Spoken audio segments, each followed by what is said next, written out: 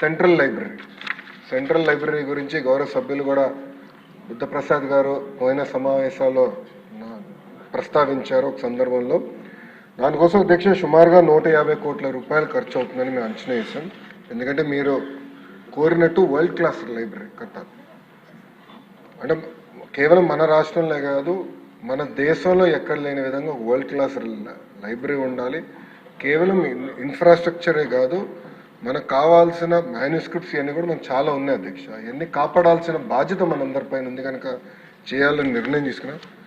ఈరోజు గౌరవ industries minister గారు హౌస్లో లేరు, ఆయన కౌన్సిల్లో ఉన్నారు. టీజీ భరత్ గారు నేను ఇట్లానే సింగపూర్లో మాట్లాడుతున్నప్పుడు ఆయన పర్సనల్గా తీసుకుని శోభా డెవలపర్స్ అని వరల్డ్ వైడ్ వాళ్ళు ఉన్నారు అధ్యక్ష. వాళ్ళు యాక్చువల్లీ ఆంధ్రాకి సంబంధం లేని వారు.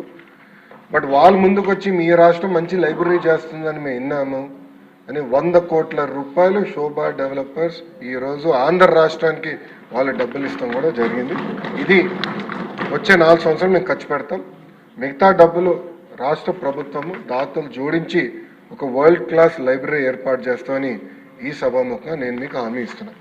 ఈ రోజు నుంచి కరెక్ట్గా 24 నెలలు టార్గెట్ పెట్టుకుని గౌరవ స్పీకర్ గారి సమక్షంలో ఓపెనింగ్ కూడా చేద్దామని గౌరవ సభ్యులకి నేను తెలియజేస్తున్నాను.